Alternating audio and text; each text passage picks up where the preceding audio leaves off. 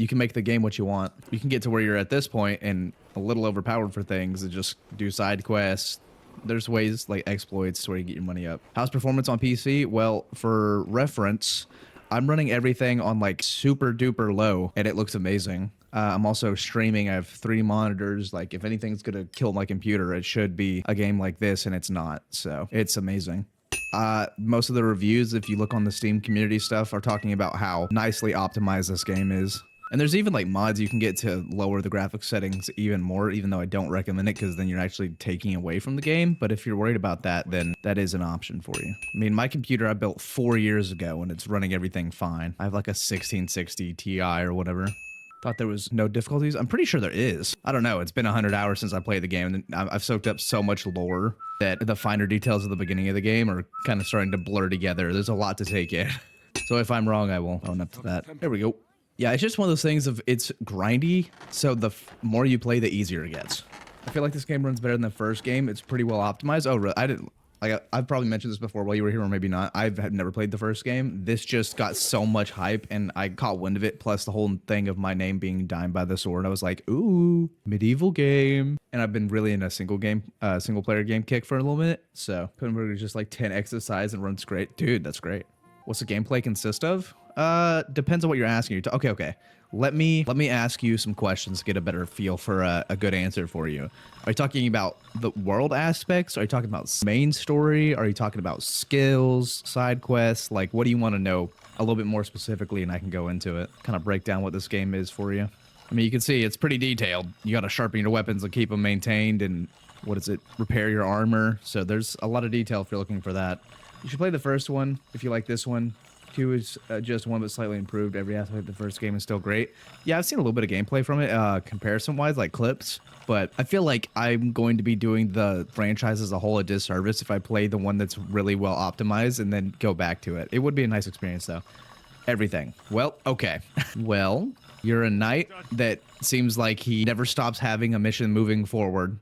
The second you think you're done with something, you get tasked with another completely personality-twisting next endeavor.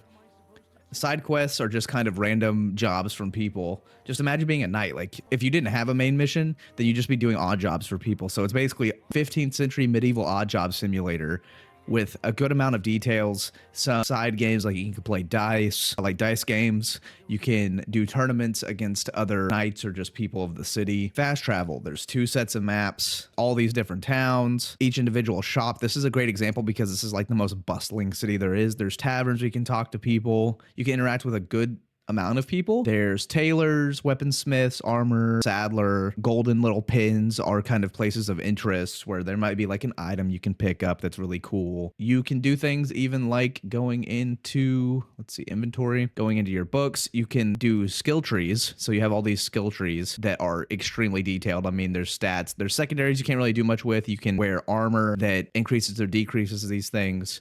You can go into secondary skills and have all of these that it goes down into. If you don't want to work on those specifically and you just want to kind of, you're in ads. Oh no. You have to tell me where we left off. Back. Okay. Where did we leave off? What was I talking about? And I will get back into it. You're talking about knight doing odd jobs. Okay. You can do odd jobs to kind of earn coin. Like I said, you can play dice games to earn a little extra money or just have like a little side thing that's fun to do.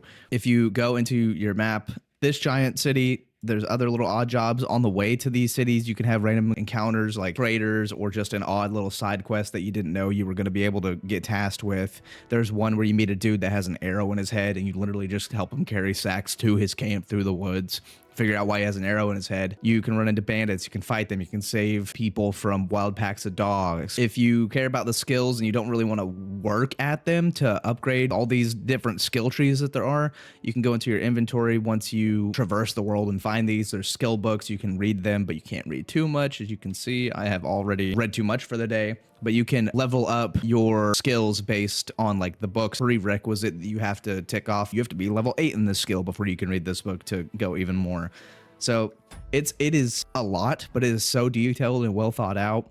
if you kill somebody, you get covered in blood, and then people will determine how they talk to you based on the fact that you have blood on you. Or if you're wearing no clothes, people will be like, well, did you lose your clothes? You know, as far as I've seen, always have better variations of things too. Armor, you can get certain arms 1, arms 2, whatever it is, 3, 4, 5 different layers to kind of work your way up into the system. You basically go from being a knight to stripped of everything left for dead to building yourself back up while trying to figure out this very complex story and backstory of both your character and the characters around you. If you want a really, really good breakdown, there is a dude, I don't remember, you can just literally search up this series and he has like the same kind of thumbnail for this. So you go on YouTube, search up Before You Buy Kingdom Come Deliverance II. There's no fantasy right now. Well, I mean, it's more realistic-esque. Like, all these people in these stories, these main characters are real people. This is set in like a, you know, a real geographical location. So I wouldn't say that there's any fantasy that's more, it's very historical. You kind of learn all these things through having a really fun and detailed time. So it's not overbearing. It doesn't feel like an educational video game. It's not, fantasy would skew more towards Skyrim style. This is more of, you actually have to hold guard and everything with a sword when you're in combat. You can't just hack and slash.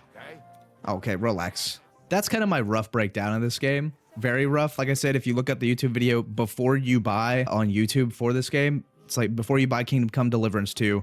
There's no spoilers. It's a breakdown of the game. Yeah, most of the main characters are actually real people. A dude was doing like a TikTok or something about how much he enjoyed the game because of how detailed it is and how nice it is for historical value. Somebody in the comments was like, oh yeah, there's this character. I thought it was really cool. Come to find out, he's actually a hero in his region in real life. So it's super interesting. I haven't done the deep dive. After I finish the game, I like this game so much that I'll probably look up lore explanations and just go from there. Yeah, the war that's going on legit happened with the characters on the side. They're on in a game. Yeah, it's wild. And to see, I am so proud. Listen, I haven't heard of this studio before, but the studio that made this game, dude, the amount of detail, the amount of time they put into it. I watched a PlayStation made interview with Henry, you know, the main character that you play as. He goes super in depth on it, doesn't have any spoilers. It's great. You saw a reviewer saying on PS5 it runs great. Dude, I would imagine if it runs great on my computer, it would run great on, you know, PC and everything, or PS.